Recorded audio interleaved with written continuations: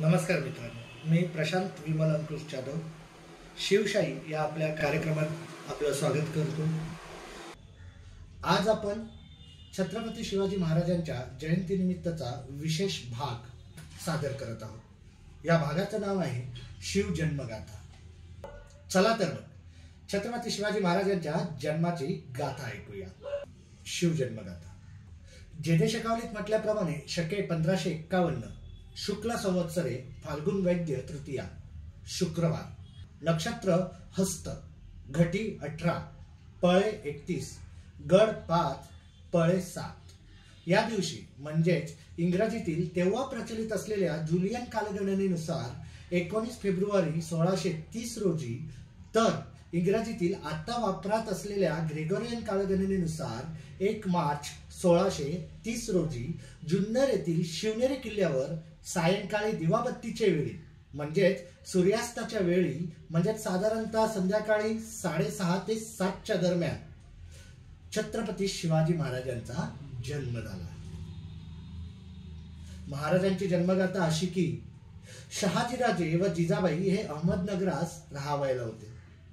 तेथे जिजाबाई गरोदर, परंतु त्यांची बाळे बाळंतपणातच मरण पावत होती। म्हणून जिजाबाई नवरात्रीत 7व्या माळेला बुराण नगरी उर्फ बुरानगर येथे जगदंबेच्या दर्शनाला गेल्या व तिथे देवी समोर पदर पसरला आणि मागणे मागितले की माझ्या पदरात एक असा पुत्र जन्माला घाल ज्यात तुझी शक्ती असेल, ज्यात तुझा अंश असेल, जो सर्व राक्षसांचा नाश करेल आणि या धरती मातेस व प्रजेस सुखी करेल। जगदंबेला कौल लावला गेला। कौल लावणे ही प्रथा आजही महाराष्ट्रात प्रचलित आहे। कौल लावणे म्हणजे आपल्या मनाची इच्छा किंवा आपले कार्य पूर्णत्वास जाईल की नाही हे देवास विचारणे। जिजामातांनी देवीकडे उजवा कौल मागितला। प्रत्येक प्रांतात विविध पद्धतीने कौल लावले जातात। कोकणात गव्हाच्या दाण्यांनी कौल लावले जातात। उदाहरणार्थ असे समजूया की आपणच आपल्या एखाद्या इच्छापूर्ती करता देवीकडे किंवा देवाकडे उजवा कौल मागितला आहे। आता कौल लावताना मंदिरातील भोपे 3 गव्हाचे दाणे हातात घेतात व आपल्या मनातील इच्छा देवीकडे किंवा देवाकडे पूर्ण होण्याकरता प्रार्थना करतात आणि हातातील 3ही दाणे देवीच्या किंवा देवाच्या पायाकडे फेकतात।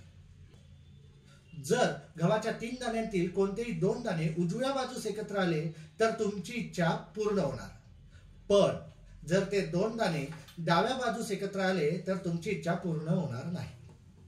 पण जर निर्णय अधांतरित असेल तर मात्र एकही दाणा एकत्रित येत नाही। परंतु हा तिसरा प्रकार कधीच घडत नाही आणि जर क्वचित कुठेतरी घडला असला तर तसे माझ्या माहितीत तरी अजून आलेली नाही। तसेच साधारणतः इच्छापूर्ती करता उजवाच कौल लावला जातो। डावा कौल लावल्याचे माझ्या माहितीत अजून तरी आलेले नाही। कौल लावताना भोप्यानेच गव्हाचे दाणे हातात घेऊन प्रार्थना करणे म्हणजेच भोप्यानेच देवाला कौल लावणे गरजेचे असते। याचे कारण असे की अजूनही महाराष्ट्रात अशी मान्यता आहे की देवळातील भोप्याचे व देवाचे संबंध हे अधिक जवळचे असतात व देव त्यांच्या सर्वच इच्छा पूर्ण करतात व त्यांचे ऐकतात सुद्धा। त्यामुळे कौलच नाही तर नवस देखील आपण मंदिरातील भोप्यांकडूनच बोलवून घेतो। जिजामातांना देवीने उजवा कौल दिला। जिजाबाईंना खूप आनंद झाला। जिजाबाईंनी देवीला गाराणे घातले की मी घटस्थापना करीन व 9 दिवस तुझी मनोभावे सेवा करेन, पूजा अर्चा करेन, पण तुझा आशीर्वाद आणि शक्ती माझ्या कुटुंबासोबत नेहमी असू दे। आता गाराणे हा सुद्धा एक नवसाचाच प्रकार आहे। याला आपण देवाच्या साक्षीने स्वतःशीच केलेला निश्चय असेही म्हणू शकतो। महाराष्ट्रात विशेषतः कोकणात गाराणे घालण्याची पद्धत आजही प्रचलित आहे। येथे कोणतेही शुभ कार्य करण्याआधी गाराणे घातले जाते। गाराणे म्हणजे एका प्रकारे देवाला आपली मनाची इच्छा पूर्ण करण्याकरता किंवा आपले कार्य सिद्धीस नेण्याकरता आवाहन करणे। जिजाबाई फक्त गाराणे घालूनच थांबले नाही तर त्यांनी देवीचा गोंधळ व जागर देखील केला। कालांतराने शहाजीराजांनी कुटुंबासहित मुक्काम नगर जिल्ह्यातील संगमनेर येथे हरवले। त्यावेळेस जिजाबाईंचा गर्भारपणाचा 7वा महिना चालू होता। जिजाबाई अत्यंत संतापलेल्या होत्या व त्या अतिशय रागाने व संतापाने शहाजीराजांशी बोलत होत्या की भर दिवसा तरुण पोरी पळवून नेल्या जात आहेत, त्यांची अब्रू लुटली जात आहे, त्यांचा व्यापार केला जात आहे। हे पाहून आपल्या मराठ्यांच्या पोरांची मनगटे तापत कशी नाही। आणि तुम्ही त्या राक्षसांची चाकरी करता? कधी थांबणार हे सगळं? खरं सांगायचं तर हे जिजाबाई नाही तर त्यांच्या पोटातील बाळच बोलत होते. असे माझे मत होण्याचे कारण असे की जिजाबाई ह्या शहाजी राजांचे मन राखण्यासाठी काहीही करू शकत होते. त्यामुळे त्या असे काही बोलणे अशक्यच. तसेच आजही असे मानले जाते की पोटातील बाळ हे आपल्या आईच्या तोंडून आणि कृतीतून आपली मते मांडत असतो व आपल्या इच्छा पूर्ण करून घेत असतो. बाळांपणात बाई जे काही बोलते व वागते ते तिचे बाळ तिच्याकडून करवित असतो व बोलवित असतो असे मानले जाते. त्यालाच बाळांपणातील डोहाळे असे म्हणतात. याचे उत्तम उदाहरण आपल्याला या पुढील कथेत मिळेल. एक दिवस शहाजीराजांनी जिजाबाई व इतर स्त्रियांमधील डोहाळेविषयीची चाललेली चर्चा ऐकली. ते महालात आले. सर्व स्त्रिया ते येताच निघून गेल्या. शहाजीराजे जिजाबाईंस बोलले, कोणाला माती खावी वाटते तर कुणाला काय, आपणास कसले डोहाळे लागलेत राणी सरकार? जिजाबाईंनी शहाजीराजांना विचारले, आपण पूर्ण कराल आमचे डोहाळे? शहाजीराजे उद्गारले, हो का नाही? अहो, जर बायकोच्या इच्छा पूर्ण करू शकत नसेल तर मग मला नवरा म्हणून घेण्याचा काय अधिकार? जिजाबाई बोलल्या, ठीक आहे, मग आम्हाला तुमचा संपूर्ण पोशाख व तलवार द्या. शहाजीराजे चकित झाले. त्यांना काहीच कळले ना.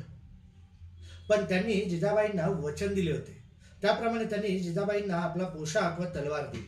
जिजाबाईंनी तो पोशाख घातला, जिराटोप डोक्यावर चढवला, तलवार मॅनातून बाहेर काढली आणि अचानकपणे गरजल्या, आम्ही तुमचा. मित्रांनो, येथे तुमचा म्हणजे शहाजीराजांचा नव्हे तर दुष्ट कृत्य करणाऱ्यांचा व परकीय सत्तांचा असा अर्थ घ्यावा. तर जिजामाता अचानक गरजल्या, आम्ही तुमचा संहार करण्यासाठी येत आहोत, आम्ही हे सर्व पाप संपवणार आहोत. असे बोलून त्यांनी तलवार गरागरा फिरवण्यास सुरुवात केली. त्या रागाने व संतापाने स्वतःचे दात ओठ चावू लागल्या. शहाजीराजांना तर साक्षात जगदंबाच आपल्या समोर अवतरली की काय असा भास झाला. या उदाहरणावरून आपल्याला समजलेच असेल की मी मगाशी का म्हटले की आईच्या पोटातील बाळ हे आपल्या आईच्या तोंडातून आपलं मत मांडत असतो.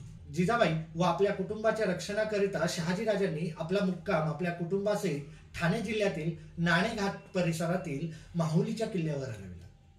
त्यावेळेस शहाजीराजे भोसले हे आदिलशाहीत होते व त्यांचे सासरे लखुजीराजे जाधवराव हे मुघलांच्या दरबारी नोकरीत होते. लखुजीराजे जाधवरावांनी बेगम साहेबांची भेट घेतली व त्यांना शहाजीराजेंविरोधात भडकवले. त्यामुळे बेगम साहेबा शहाजीराजांशी तुटक वागू लागल्या, त्यांना घालून पाडून बोलू लागल्या. शहाजीराजांच्या लक्षात आले की जेव्हापासून आपले सासरे बेगम साहेबांना भेटून गेले आहेत, बेगम साहेबा आपल्याशी अशा वागू आणि बोलू लागले. त्यामुळे ते नाराज झाले व एके मध्यरात्री त्यांनी आदिलशहाच्या भेटीस विजापूरला जाण्याकरिता आपल्या कुटुंबासहित माहुली गड सोडला. लखुजीराजे जाधवराव हे शहाजीराजांवर नजर ठेवूनच होते, कारण ते मुघल सैन्याला घेऊन शहाजीराजांना कैद करायला आले होते. शहाजीराजांनी गड सोडताच लखुजीराजे जाधवराव त्यांच्या पाठलाग करू लागले. 7 महिन्यांच्या गरोदर जिजाबाई घोड्यावरून दौड करीत होत्या. शहाजीराजे लखुजीराजे जाधवरावांपासून स्वतःचा व आपल्या कुटुंबाचा जीव वाचवीत घोड्यावरून पळत होते. सकाळ झाली. दुपारचे 12 वाजले. गर्भवती असल्या कारणाने जिजाबाई घोडेस्वारी करून थकल्या होत्या. शहाजीराजे व त्यांचा थोरला मुलगा संभाजीराजे हे दोघेही काही अंतर पुढे जात व जिजाबाईंची वाट पाहत असत. असेच शहाजीराजे व संभाजीराजे थोडे पुढे जाऊन एका आमराईत जिजाबाईंची वाट पाहत थांबले. थोड्या वेळाने जिजाबाई तेथे आल्या. जिजाबाईंची अवस्था शहाजीराजांना कळत नव्हती असे नाही, त्यांना सारे काही कळत होते, परंतु घोडदौड करण्याव्यतिरिक्त त्यांच्याकडे दुसरा कोणताच पर्याय नव्हता. जिजाबाई शहाजीराजांजवळ आल्या व म्हणाल्या, राजे आपण जावे, आमच्याने आता घोडदौड होणार नाही. लखुजीराजे जाधवराव हे आमचे पिता आहेत, ते आम्हास काही करणार नाही, पण आपल्याला नक्कीच कैद करतील. तेव्हा आपण येथे न थांबता येथून लगेच निघून जावे. आमच्यामुळे तुमच्या व शंभूबाळांच्या जीवाला धोका निर्माण होऊ शकतो. शहाजीराजे उद्गारले, नाही राणीसाहेब, आम्ही आपणास या दरीखोऱ्यात एकटीला सोडून नाही जाऊ शकत व ते आमच्या प्रतिष्ठेलाही शोभून दिसणार नाही. आमच्या व शंभूबाळांच्या जीवाला धोका आहे आणि तुमच्या जीवाला नाही, कशावरून? ते जरी तुमचे वडील असले तरी ते आता आपले शत्रू आहे व एक शत्रू आपल्या शत्रूशी असलेले कोणतेच नाते पाहत नाही. जिजाबाई अतिशय थकलेल्या दिसत होत्या. त्यांच्या शरीरात त्राणच उरले नव्हते. त्यांच्या अशा घोडदौडीने गर्भातील बाळास त्रास होत असावा व त्यास धोका निर्माण होण्याची शक्यताही होती. त्यामुळे त्या शहाजीराजांना आपल्याला एकटीला इथेच सोडून जाण्याची विनंती करीत होत्या. परंतु शहाजीराजे जिजाबाईंचे काही ऐकण्यास तयार नव्हते. त्यामुळे जिजाबाई आपल्या गर्भातील बाळाशी मनातल्या मनात बोलत असाव्यात की बाळा, रागवू नकोस. मला माहित आहे की तुला या घोडदौडीने खूप त्रास होत असेल, पण जन्माला आल्यावर राष्ट्राच्या संरक्षणासाठी व प्रजेच्या कल्याणासाठी तुला अशीच आयुष्यभर घोडदौड करावी लागणार आहे आणि त्याचेच प्रशिक्षण मी तुला आता देत आहे. शहाजीराजांना आपल्या कुटुंबासमवेत विजापुरात जायचे होते, परंतु जिजाबाई या अत्यंत थकलेल्या पाहून व त्यांच्याने आता घोडेस्वारी होणार नाही याचा अंदाज येताच शहाजीराजांनी जिजाबाईंशी मसलत केली व दोघांनी संगमताने ठरवले की जिजाबाईंना शहाजीराजांचे व्याही विजयराव सिद्धोजी विश्वासराव यांच्याकडे काही काळाकरिता म्हणजेच धोका टळेपर्यंत ठेवावे आणि राजांनी पुढे व्हायचे. शहाजीराजांनी संभाजीराजांस विचारले, बाळराजे, आपण कोणासोबत राहू इच्छिता? त्यावर संभाजीराजे उद्गारले, आबासाहेब, मी आपणांसोबत येणार. आणि ठरल्याप्रमाणे शहाजीराजे यांनी आपल्या गर्भवती पत्नी जिजाबाई यांस जुन्नर येथे ठेवले व राजे स्वतः आपल्या थोरल्या मुलासहित विजापुरास निघून गेले. निघताना त्यांनी विश्वासरावांकडून वचन घेतले की प्राण गेले तरी जिजाबाई व होणाऱ्या बाळास काही होऊ देणार नाही. तसेच तसदी दिल्याबद्दल क्षमाही मागितली. परंतु आपल्या उपयोगी पडणे म्हणजे आमचे सौभाग्यच असे म्हणत विश्वासरावांनी शहाजीराजेंस वचन दिले. त्याच रात्री लखोजीराजे जाधवराव जुन्नर येथे पोहोचले व त्यांनी जुन्नरेस वेढा घातला. ते थेट विश्वासरावांच्या वाड्यात शिरले व शहाजीराजांना शोधू लागले. विश्वासरावांनी शहाजीराजे तेथे नसल्याचे सांगितले, परंतु लखोजीराजे जाधवराव हे विश्वासरावांचे ऐकेनासे झाल्यावर दोघांमध्ये लढाई होणार इतक्यातच जिजाबाई तेथे आल्या व त्यांनी लखोजीराजे जाधवरावांस आबा अशी हाक मारली. जिजाबाईंचा आवाज ऐकताच व त्यांना पाहताच सर्व अगदी शांत झाले. मग लखोजीराजे जाधवराव यांनी सर्व वादविवाद विसरून विश्वासरावांच्या आग्रहार्थ त्यांच्या घरी जेवण व वस्ती केली. दुसऱ्या दिवशी जिजाबाईंचे ओटी भरवान झाले आणि जिजाबाईंच्या विनंतीवरून त्यांनी जिजाबाईंस शिवनेरी किल्ल्यावर सोडले. इकडे शहाजीराजांनी जिजाबाईंच्या रक्षणासाठी त्यांच्यासोबत बाळकृष्ण हनुमंते, संक्रोजी निळकंठ, सोनोजी पंत कोरडे ही मंडळी शिबंदी म्हणून ठेवली होती. त्यांना पाहून लखोजीराजे जाधवराव जिजाबाईंच्या सुरक्षिततेबद्दल निश्चिंत झाले. त्यांनी लेकीसाठी 2 दिवस शिवनेरी गडावरच मुक्काम केला व नंतर आपल्या कामगिरीवर निघाले. निघताना त्यांनी मला आमंत्रण असो वा नसो मी माझ्या नातवाचे तोंड पाहायला नक्की येईन असे वचन जिजाबाईंस दिले. अगदी थोड्याच काळानंतर लखोजीराजे व शहाजीराजे या दोघांनी निजामशाहीत प्रवेश केला.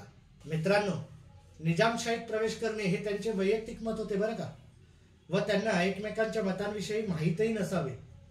याचे कारण असे की जर शहाजीराजांस माहीत असते की लखोजीराजे जाधवराव निजामशाहीत प्रवेश करत आहेत तर त्यांनी निजामशाहीत कधीच प्रवेश केला नसता. आणि हीच वस्तुस्थिती लखोजीराजे जाधवरावांविषयी सुद्धा होती. परंतु काळाने घात केला व निजामशहाने दगा केला व लखोजीराजे जाधवरावांस फसवून मारले. हे ऐकून जिजाबाई शोकाकुल झाल्या. त्यामुळे त्यांच्या व त्यांच्या बाळाच्या जीवास धोका निर्माण होऊ लागला. ही बाब लक्षात येताच विश्वासरावांच्या पत्नी लक्ष्मीबाई यांनी त्यांची समजूत काढली व जिजाबाईंना सावरले. महाराजांच्या जन्माच्या अगोदरपासून म्हणजे 1627 ते 1628च्या सुमारास दक्षिणेमध्ये अत्यंत बिकट परिस्थिती निर्माण झाली होती. प्रचंड दुष्काळ पडलेला होता. गावेच्या गावे ओस पडली होती. अन्न काय पण पाणी सुद्धा मिळणे कठीण झाले होते. त्यातच साथींचे रोगही झपाट्याने पसरत होते. त्यामुळे रयत हवालदिल झाली होती. लोक मेटाकुटीला आले होते. दुष्काळाच्या दरीत जनता अक्षरशः होरपळून निघत होती. असे असताना तेव्हाचे राज्यकर्ते जनतेच्या प्रश्नांचा विचार न करता परस्परावर कुरघोडी करीत होते.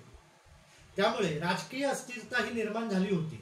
दरोडे, खून, लुटालूट, स्त्रियांचे अब्रू लुटणे, मुघलांच्या स्वाऱ्या या सर्वांनीच पृथ्वीचे नरक झाले होते. जिजाबाईंनी या नरकातून या धरणी मातेला सोडून तिचे स्वर्ग बनवण्यासाठी मला तेजस्वी पुत्र दे, मी त्याचे नाव तुझ्या नावावरून ठेवीन असा शिवनेरी गडावरील शिवाई देवीस नवस केला. त्यात जसे जमेल तसे शक्यतो रोज किंवा 2 दिवसाआड शिवाई देवीचे दर्शन घेण्यास जात असत. आणि मी मगाशी सांगितल्याप्रमाणे इंग्रजी कालगणनेतील जुलियन पद्धतीनुसार दिनांक 19 फेब्रुवारी 1630 रोजी जिजाबाईंना म्हणजे आपल्या आऊसाहेबांना पुत्ररत्न प्राप्त झाले. जिजाबाईंनी शिवाई देवीस केलेल्या नवसानुसार बाळाचे नाव शिवाई देवीच्या नावावरून शिवाजी असे ठेवले. गडावर आनंदोत्सव सुरू झाला होता. पूजा अर्चा मनोरंजनाचे कार्यक्रम सुरू झाले होते. गडावर जणू जत्राच भरली होती. अहो मित्रांनो, बाळराजांस बघण्याकरता ही सर्व गर्दी जमा झाली होती. बाळाचे सर्व शुभविधी विधिवत पार पाडले जात होते. शस्त्रास्त्र पूजले गेले, नांगर पूजले गेले. बारशा करता बाळाच्या घरच्यांकडून म्हणून स्वतः शहाजीराजांच्या आऊसाहेब म्हणजे जिजाबाईंच्या सासूबाई उमाबाई हजर राहिल्या. शहाजीराजे तिकडे मोहिमेत गुंतले असताना इकडे शिवनेरीवर शिवरायांचा जन्म झाला. नंतर 3 ते 4 महिन्यांनी शहाजीराजांनी आपल्या पुत्राचे मुख विधीपूर्वक अवलोकन केले. पुढे वर्ष 1.5 वर्ष हे कुटुंब शिवनेरीवर एकत्र राहिले. महाराजांचे बालपण शिवनेरी, बैजपूर, पुणे इत्यादी ठिकाणी गेले. शिवरायांच्या जन्माच्या वेळी शहाजीराजे शिवनेरीस हजर नसल्यामुळे नुकत्याच जन्मलेल्या बालकाचे सर्व महत्वाचे संस्कार त्यांच्या अपरोक्ष झाले. जातकर्म, सूर्यदर्शन, उपवेशन व अन्नप्राशन हे 4 महत्वाचे बाळाचे संस्कार शहाजीराजांच्या अनुपस्थितच पार पडले. बाळ शिवाजींची जन्मपत्रिका बनवण्यासाठी शास्त्री बुवांना आमंत्रण दिले गेले व आमंत्रण मिळताच शास्त्री बुवा गडावर हजर झाले. एका पाटावर शास्त्री बुवा तर दुसऱ्या पाटावर बाळ अशी योजना केली गेली. जन्मतिथी व वेळ यांच्यावर व बाळाला बघून शास्त्री बुवांनी जन्मपत्रिका बनवली. जिजाऊंनी आतुरतेने विचारले, शास्त्री बुवा काय लिहिली आहे बाळाच्या नशिबात? शास्त्री बुवा हसले आणि अत्यंत प्रसन्न चेहऱ्याने उत्तरले, राणी साहेब, या बाळाच्या रूपाने महापुरुषानेच आपल्या पोटी जन्म घेतला आहे. हा एक युगपुरुष आहे. सर्वांच्या कल्याणासाठी व अन्यायाविरुद्ध लढण्यासाठी हा आपले आयुष्य खर्ची घालील. सर्वांना वंदनीय होईल. हा इतका पराक्रमी होईल की अनेक राजे मंत्री याला मुजरे करतील. शत्रू यांच्या फक्त नावानेच थरथर कापतील. हा एक तेजस्वी पुरुष आहे. तसेच हा असाधारण कार्य करून दाखवणार आहे. याचा जन्म जनकल्याणासाठीच झाला आहे. अशी कुंडली क्वचितच कोणाची असेल. हा इतिहासात अमर होईल. यावर जिजाबाईंनी शास्त्री बुवांची परीक्षा घेण्यासाठी ठरवले व ते खरे बोलत आहेत की दक्षिणेच्या लालसेपोटी बोलत आहेत ते पाहण्यासाठी त्या उद्गरल्या. शास्त्री बुवा, अगदी दक्षिणेच्या लालसेपोटी मुलाचे गुणगौरव करीत बसू नका. जे खरे असेल तेवढेच आणि तेच सांगा. स्वाभिमान दुखावल्याने शास्त्री बुवा गरजले. मला दक्षिणेची लालसा आणि चिंता नाही, कारण राणी सरकार योग्य ती किंबहुना जास्तीची दक्षिणा मला देणार याची खात्री मला आहे. मी जे खरे आहे आणि जे जन्मवेळ, तिथी, ग्रह ताऱ्यांची स्थिती व इतर बाबींमुळे जन्मपत्रिकेत दिसते आहे तेच सांगत आहे. शास्त्रींचे हे बोलणे ऐकून सर्वांना खात्री पटली की हा कोणी साधारण बाळक नसून नक्कीच युगपुरुषच जिजामातांच्या पोटी जन्माला आला आहे व सर्वांना अधिकच आनंद झाला. तर मित्रांनो, आपल्याला आपल्या छत्रपती शिवाजी महाराजांची ही जन्मकथा कशी वाटली हे मला कमेंटमध्ये नक्की सांगा. आवडली किंवा नाही आवडली किंवा तुमचे काही यावर मत असेल तर तेही नक्की सांगा. धन्यवाद.